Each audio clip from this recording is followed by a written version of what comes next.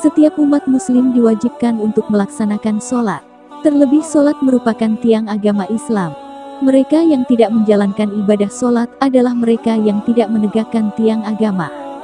Namun dalam hal sholat, seseorang harus khusyuk agar sholatnya diterima oleh Allah Subhanahu wa Ta'ala. Sebab setan tidak pernah berhenti menggoda manusia meski saat sedang sholat. Bahkan disebutkan ada orang-orang yang mengerjakan sholat bersama setan. Seperti apakah ciri-ciri orang yang sholat bersama setan?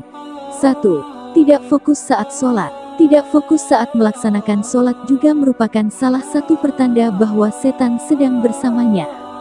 Tidak fokus bisa saja disebabkan hal-hal yang dapat mencuri perhatian saat sholat. Misalnya karena HP berdering, was-was mobil yang sedang diparkir, dan lain sebagainya. Seperti hadis yang diriwayatkan oleh Aisyah radhiyallahu anhu. Saya bertanya kepada Rasulullah tentang hukum menengok ketika sholat. Rasulullah Shallallahu Alaihi Wasallam menjawab, itu adalah curian setan atas sholat seorang hamba. Hadis riwayat Bukhari. 2. Sholat tergesa-gesa. Lantara ingin mengerjakan hal lain membuat seseorang sholat dengan tergesa-gesa.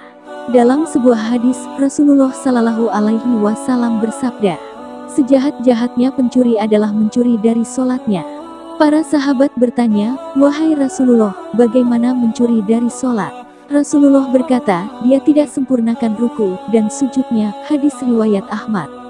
3. Orang yang merasa ragu buang angin. Hal ini banyak dialami orang-orang, setelah wudhu terasa seperti buang angin. Namun perasaan ini merupakan gangguan setan. Rasulullah Shallallahu Alaihi Wasallam bersabda, jika salah seorang di antara kalian merasakan hal itu, maka janganlah membatalkan sholatnya, hingga dia mendengar suaranya atau mencium baunya tanpa ragu. Hadis riwayat Ahmad. 4. Wanita sholat ke masjid pakai wewangian. Wanita yang melakukan hal ini ternyata juga didekati oleh setan. Rasulullah Shallallahu Alaihi Wasallam melarang hal ini.